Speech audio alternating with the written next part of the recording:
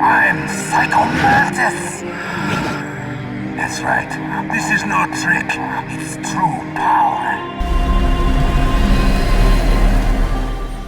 The events of MGS5 have long changed how we understand the truth of what really happened in 1984.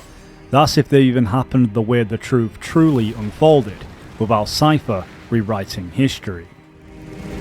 Cypher will rewrite the records, and I will vanish from human memory. The game is heavily filled with intentional anachronisms, advanced sci-fi technology and massive thematic ties to George Orwell's novel 1984, leading to theories that the entire setting is a psychological fabrication, from VR simulations to a dream inside someone's coma.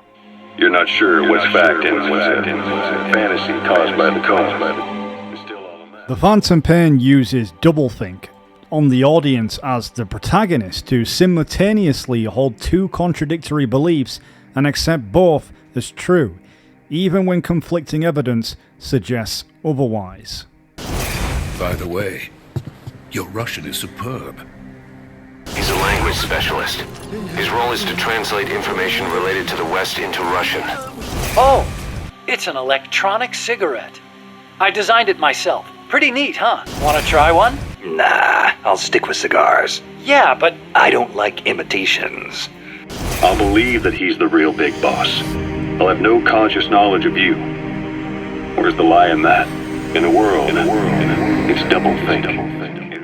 The game contains multiple historical contradictions impossible for the year. It's worth noting that in the novel of 1984, the protagonist Winston notes that nobody actually knows exactly what year it is, or what the truth even is for that matter. It is a novel that Kojima based his writing patterns on as an unreliable narrator, so bear in mind that this is going along the lines of a theory and kind of the themes of what MGS5 is trying to present. Do the same thing as me, betray your audience. We've evaluated many theories on this channel regarding ambiguous nature of MGS5's story, but one thing that hasn't been looked further into is that Mantis may have had far more control over the events of the Phantom Pain than we initially thought.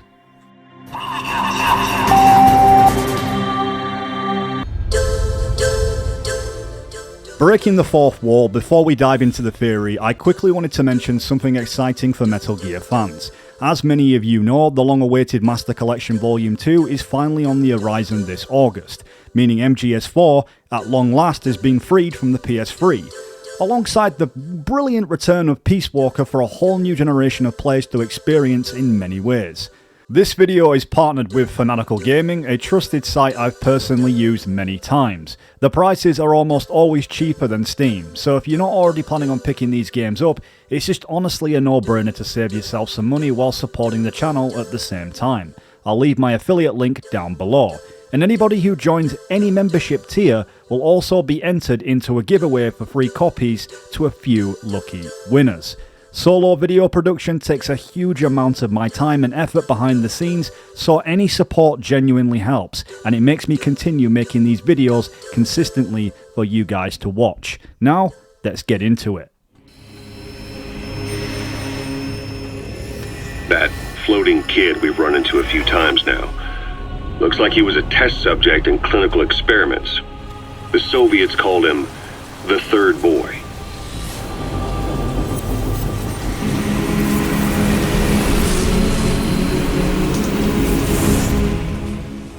The third boy, known as Psycho Mantis, is telepathically capable of both controlling and parasiting the mind, essentially puppeteering his subjects if the host's will isn't strong enough to defy his power. What the? Do you like me? Hold me, snake. Including acting as a conduit to pass his abilities to others to use, as the Phantom Pain has now established. Aside from his mind control capabilities, he was also born with telekinesis, able to manipulate the physical environment around him. What's unique about him is the way his acute telepathic abilities get taken over by another person's will. The boy began to physically parasitize individuals experiencing extreme anger and codify the host's desires. This includes amplifying the host's natural strengths. Or, in accordance with the host's desires, he can also implant program code in another individual, making them a puppet, essentially. In MGS5, it's within the informant's reports that we learn of his talents. However, whilst mostly accurate, these seem like broad speculations based on some factual evidence surrounding his appearances. It's not fully understood what other capabilities reside within Psycho Mantis' powers beyond what Ocelot understands, aside from what the audience can already see. Yet something far more remarkable is what we've seen Mantis do directly. He can change his appearance to match someone else's entirely, and even change objects into something else altogether. And this is probably what makes it all the more profound than any other theory, that Psycho Mantis could have been imitating anybody's appearance at any time.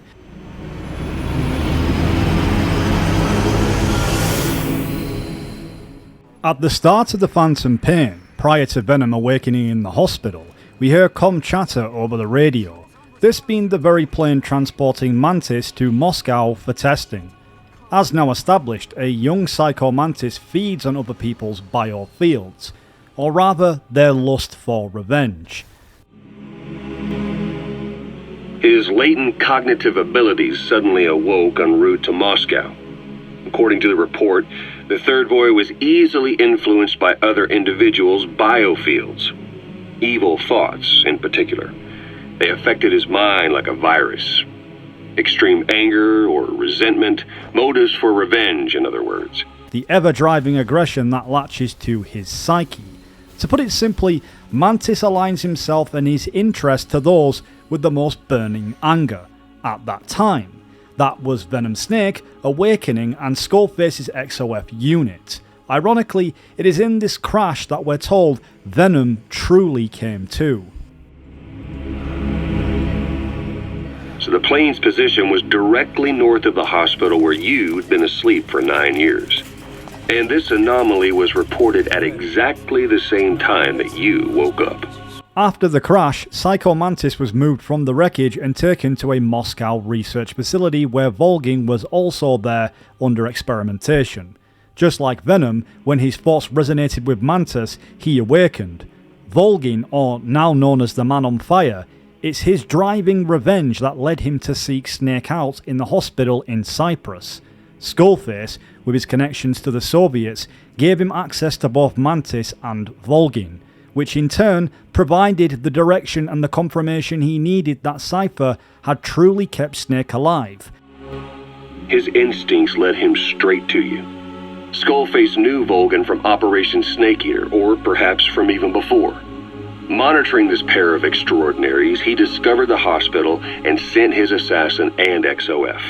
Psycho Mantis becomes like an energy generator whose acute telepathic abilities get taken over by another person's will, or rather drawn under their control. However, I argue this isn't completely true and that Ocelot's speculations overlook that Mantis is more than capable of acting under his own will if he chooses. He isn't just driven by people's emotions. He can act freely while simultaneously allowing himself to conduit some of his abilities to others, like Skullface, who as we're told can control Volgin by proxy through Mantis' powers. I believe the conflictions between Venom and Skullface's burning desires of hatred are what causes conflictions in Psycho Mantis' allegiances, and why the events often play out quite chaotically, not catering to one side or the other. I believe MGS5 clearly demonstrates all of this, albeit in a far more nuanced way than we first realised. It becomes profoundly interesting when we consider that most of what Venom may have seen in the context of everything we know about Mantis was not hallucinations at all, but rather Psycho Mantis latched like a parasite to Venom's psyche, driven by his hatred, causing this connection to read Venom Snake's thoughts and memories and project them into the physical realms. What Venom perceives as mere hallucinations could in fact be Mantis' manifestations of people's innermost thoughts into reality.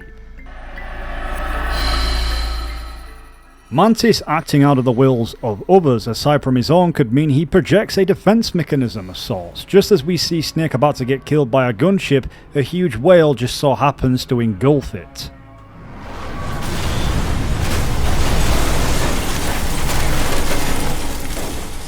These depictions of what once was are nothing more than mere illusions. The dead horse of the boss just so happens to form into a fiery unicorn that can fly, opposed to its natural state. That means it's not an hallucination, and very well a clear example of Mantis manipulating the world around him. Facts do not exist. I can read people's minds. In my lifetime, I have read the pasts, presents, and futures of thousands upon thousands of men and women.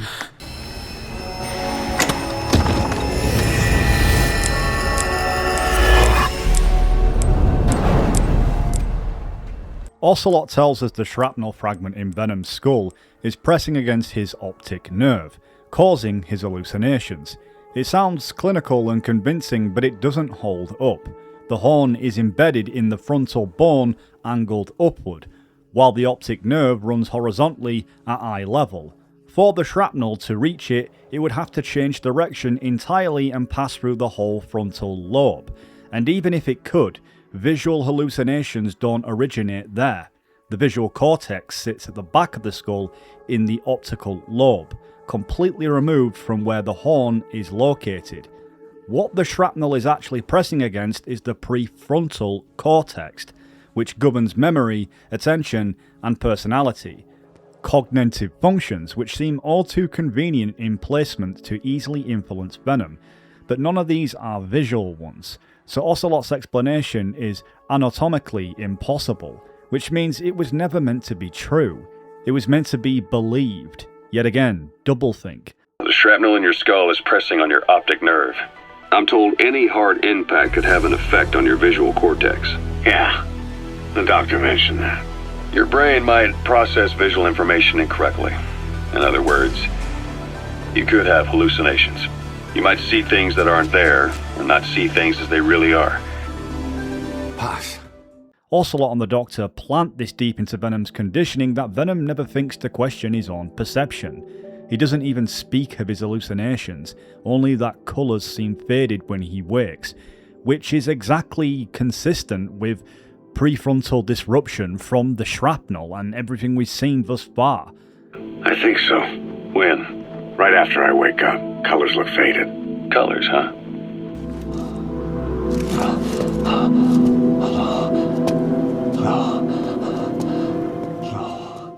Mantis in MGS5 is a being who exists inside other people's minds, feeding off them, capable of manipulating perception and taking the forms of those around Snake.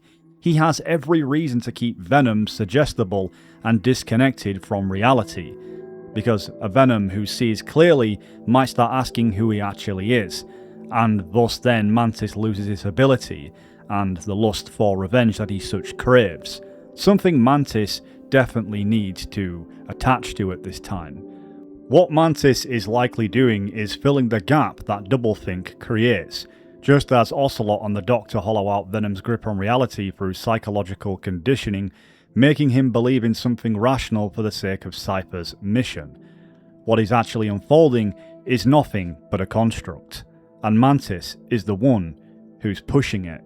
The third boy is able to pick up these weak fluctuations. Contrary to psychotronics, which involves controlling the human mind, his abilities as a receptor are too high. The emotions he picks up from another individual are amplified and unleashed into his body as they recur in his brain. They turn into microwaves, which then affect the physical world, triggering paranormal phenomena like the spontaneous combustion of organic matter or psychokinesis, moving an object without touching it. Everything has been happening through him as a catalyst. I just wanted an excuse to kill as many people as I could.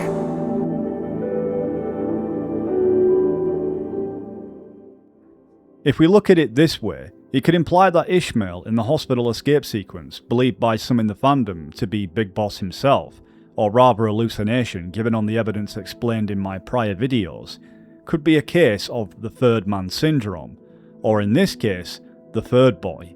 If Mantis helped Skullface by acting as a conduit to enact his will, the same could absolutely apply to Venom, whose hatred was closely aligned with Skullface's.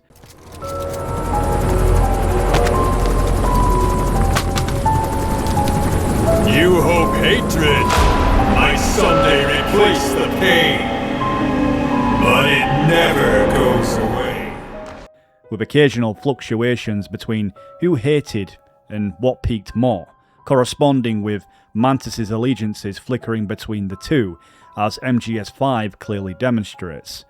We know Mantis can take different forms, which suggests that Ishmael could have either been someone puppeteered to help Venom escape, or Mantis himself manifested as the third man, someone who sounds familiar but acts nothing like Big Boss. There's too many discrepancies. He appears just as he disappears, and seemingly doesn't get injured. But altogether, Mantis is taking the form of Big Boss when he was in the hospital bed. Dead south on the Black Sea is Cyprus's Green Line. So the plane's position was directly north of the hospital where you'd been asleep for 9 years. And this anomaly was reported at exactly the same time that you woke up. What becomes profound is Ocelot's statements in the informant's reports, including the so-called truth tapes. When it comes to who awoke first, Ocelot explains that Psycho Mantis triggered Big Boss's consciousness when addressing Venom, implying it was him who awoke when in reality it was the real Big Boss, as the truth tape showed us. Well, having you out of that bed makes things a little easier. Bad news, huh? Things are looking worse. Go on. They found out about you waking up, and the man on fire picked this time to wake up too. We'll have to move forward ahead of schedule. Miller already has the preparations underway. We'll have to wake up your neighbor too.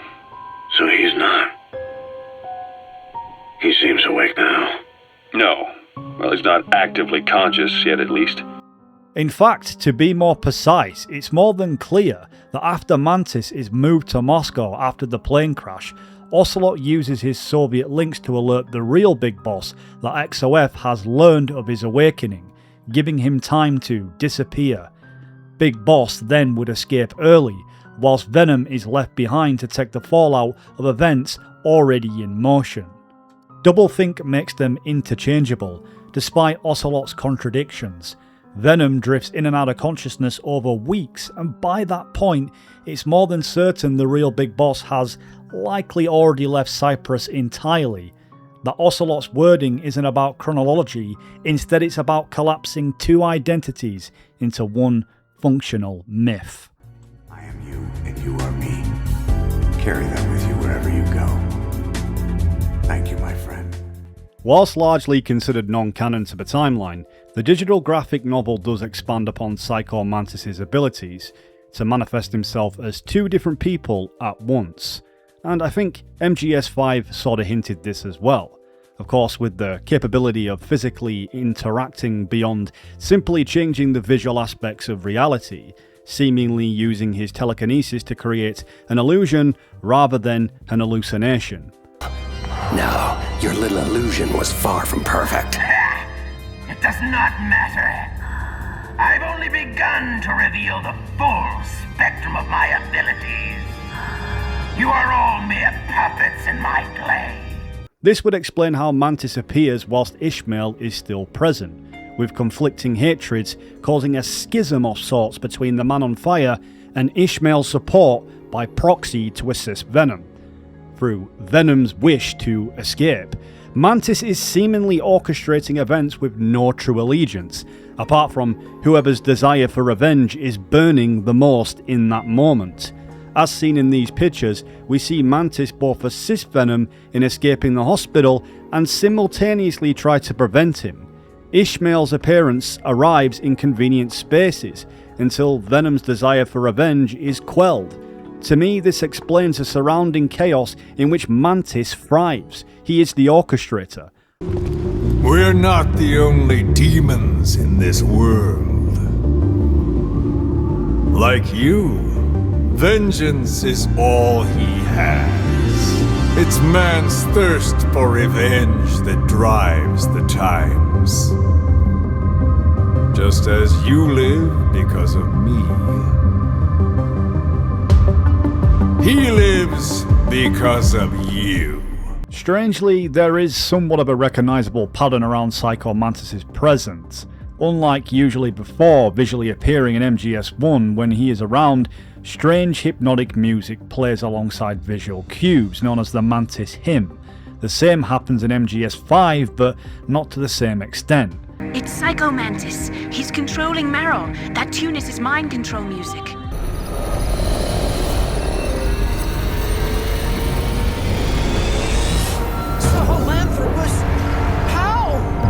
That's the Metal Gear he built for this.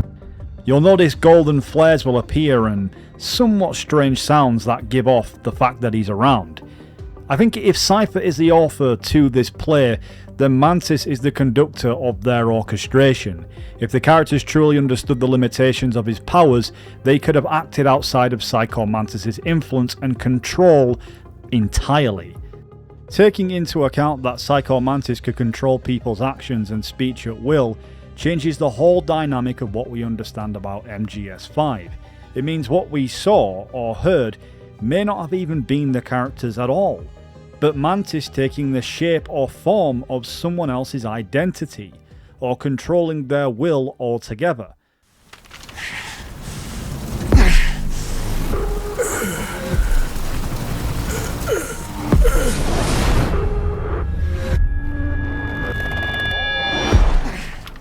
For example, look at how much hatred and anger Master Miller harboured compared to Venom.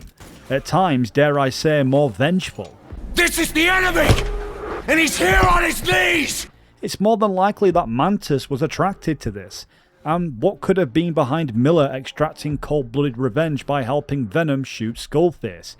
Isn't it all too convenient that during this very moment Mantis just so happens to appear to catch a parasite vial, acting on his own will, or rather alongside a young liquid snake whose biofield and thirst for revenge was far stronger because of his age.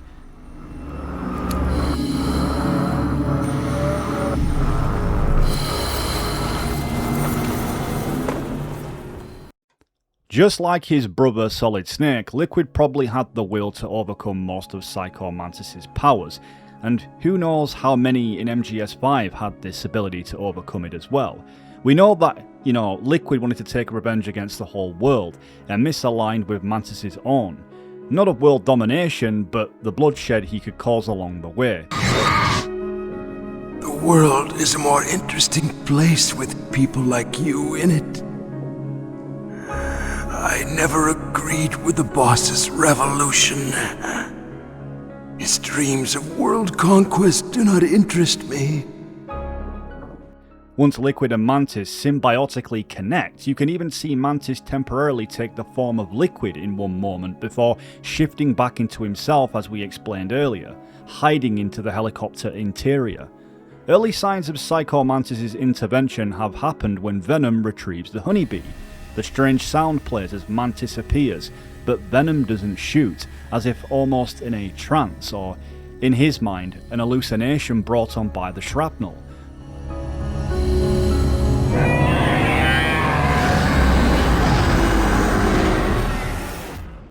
If we take into account everything I've mentioned about Mantis thus far, it becomes more than possible that the Skullface we saw in this moment wasn't the same one from Ground Zeroes, or the one trying to kill us in Cyprus.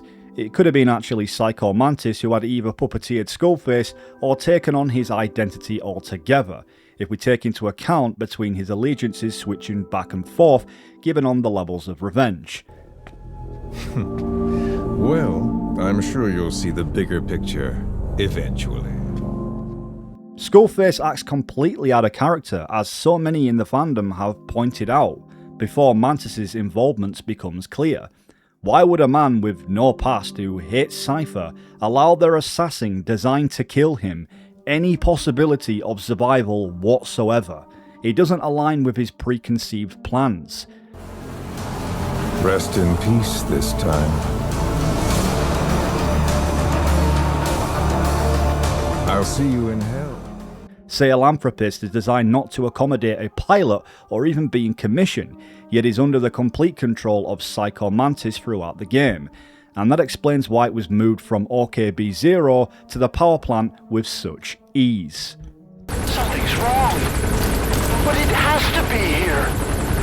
Several encounters happen, from Venom rescuing Huey and escaping, to the Devil's House, where Skullface's secret experiments to perfect the vocal cord parasites take place.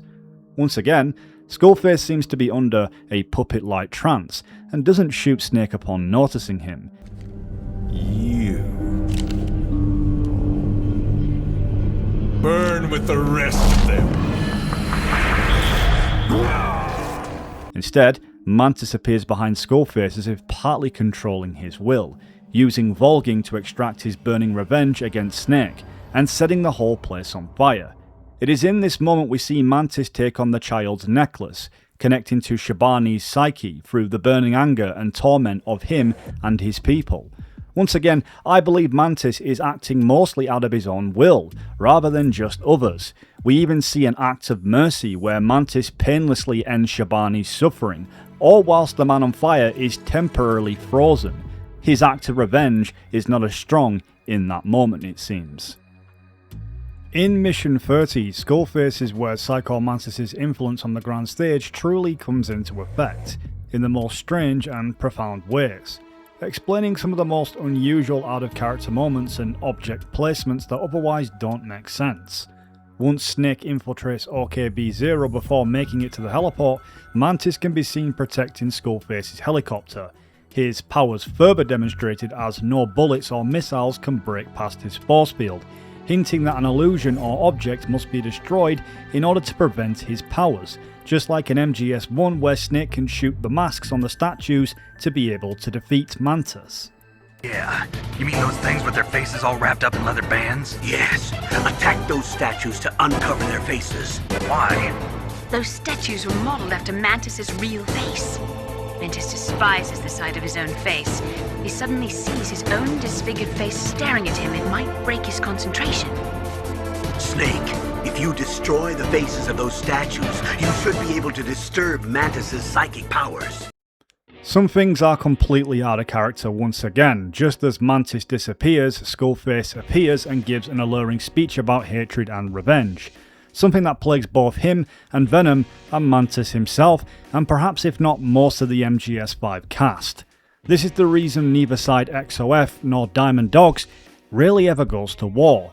All of them share the same history of their past being erased and used for others' agendas. It's unusual how at this moment both Venom and Skullface seem neutral and composed, as if their energies are perfectly aligned, hence why nothing chaotic like before breaks out in the meantime. What becomes unusual, as so many have pointed out, is how Venom and Skullface at some point both become non-verbal and just stare at each other almost as in a hypnotic trance. Is it as if Mantis is trying to read their minds to figure out who truly lusts for revenge enough to be worth his allegiance? In MGS5 it appears that only Venom, Snake and Skullface and Liquid are capable of both seeing and interacting with Mantis. Who is doing this? Such a lust for revenge? Once Mantis pairs with Liquid after Skullface dies, I believe explains some of the most profound events that take place on Mother Base.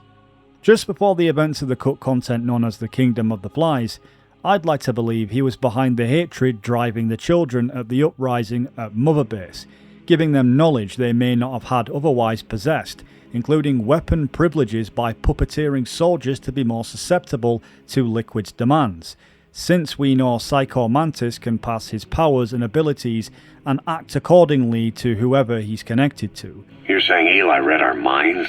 It's the only idea that doesn't involve someone getting to him. Ocelot. Look, Psi research isn't some hocus pocus. It's all evidence-based, scientific... There's gotta be another explanation. Maybe one of the kids stuck a note to your back. I hope that's the case.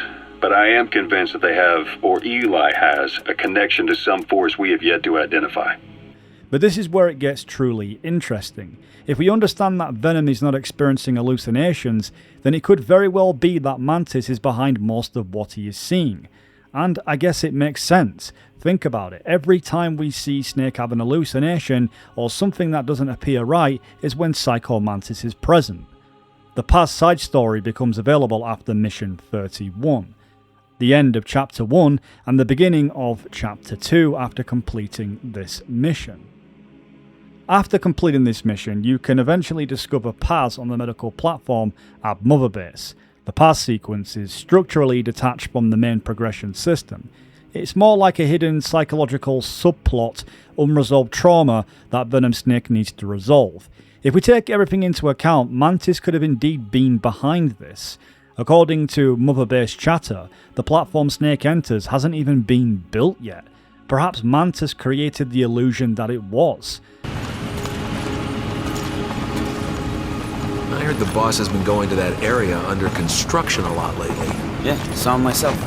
There's something in there. He's probably just keeping tabs in the building. I've seen him watching us too. The same applies to Paz herself. As we mentioned, Mantis can manifest his appearance. If Paz wasn't real, and Miller and Ocelot, who were in that room, reinforcing that she was, also cannot be real, it could point to Mantis taking a form and projecting Venom's inner thoughts into a physical space. And what about the wandering puppet Mother Base soldiers who aren't infected with the parasites but act as though they are in a trance, purposely placed for Venom to find, to jog his memories with the photos he discovers? Even when Venom comes to from this illusion, he sees a butterfly that just happens to disappear from his hand as if it was never there.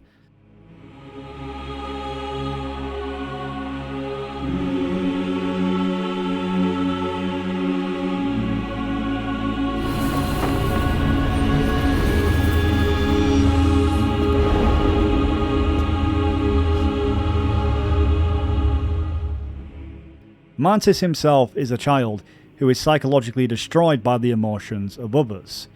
A psychic forced to absorb human suffering constantly. Humans weren't designed to bring each other happiness. From the moment we're thrown into this world, we're fated to bring each other nothing but pain and misery. In the official MGS records, Mantis wears a specialised mask in MGS1 to prevent others' thoughts from entering his mind.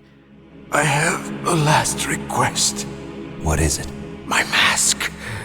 Put it back on. Okay. Like this, other people's thoughts force their way into my mind. Before I die, I want to be by myself. I want to be left alone in my own world.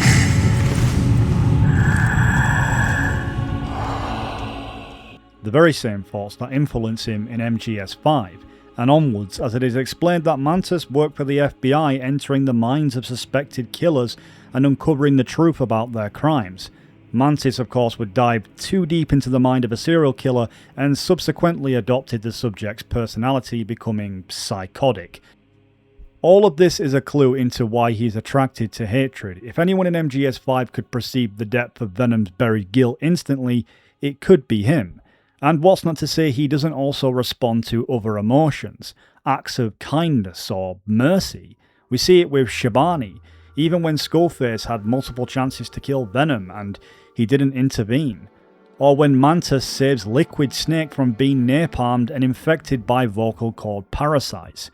To me, it seems like Mantis can resonate with someone whose past feels very familiar to his own. If he can read minds like Venom's, perhaps he feels some connection he doesn't know how to control, because of his age and because of his past. Mantis wasn't inherently evil, he was exposed too early to the ugliest hidden thoughts that humans carry inside themselves. And perhaps hatred was the only emotion he could truly connect with from birth. As we know, his mother died giving birth to him, something that wasn't his fault, but his father's hatred and resentment is what started it all. He believed his father would kill him, and it was this inherent fear that caused him to kill others before they could kill him. A trauma entirely his own. He connects with Liquid most deeply because their past are almost exactly the same. This also includes with Solid Snake when he shares some sympathy. It's what gives them their connection beyond this revenge. MGS1 is the answer to a lot of Psycho Mantis' reactions in MGS5, and it makes sense when you study his final encounter with Solid Snake. He claims he never helped people, but yet he did in his own way, albeit just unpolished. When helping Solid Snake find his way through Shadow Moses, he admits it feels nice to help people, somewhat of a dying regret of not using his power more to help rather than cause destruction for military purpose. A psychic soldier. What a waste. I guess fighting was all he ever knew. Are you feeling sorry for him? Mantis had incredible power. Fantastic power. Maybe that power could have been used to make people happy. It's a sad thing when you see all that power being used just for war. This is the first time I've ever used my power to help someone. It's strange. It feels kind of nice. Behind the scenes, it seems unclear exactly how much he influenced of the events of the Phantom Pain, beyond what we know and what we have theorized in this video. But one thing is clear, he was around and just not always seen. Given his powers and capabilities, it is clear that he did indeed alter the course of the entire events in the way that history will never remember in the Phantom Pain. Considering his youth, that could be why his influence may not have been as strong as it would later become, and yet with that said, looking at the magnitude of his abilities, the possibilities are truly endless.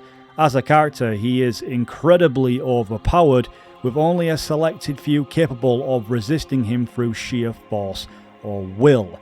And it's a shame he wasn't better written into the narrative of MGS5, in my opinion. I definitely believe there could have been a lot more room to involve his character. But even after death, he haunts the series as a ghostly phantom alongside the Sorrow, who eerily shares very similar abilities. Perhaps it could be his father. Yes, I know, I'm reaching here. In MGS4, the game that uses nanomachines for every single plot, his psyche is in place inside Screaming Mantis, a soulless byproduct of the Patriot's endless robotic cycles. Even no longer in the physical, Mantis can still control others beyond the grave. That was another me. Can you hear the screams? They cry for battle! So what do you guys think? Leave your thoughts in the comments below on how much influence you believe he had in MGS5, or any other wild theories of your own. It truly is a never be game over. Thanks for watching, and until we meet again.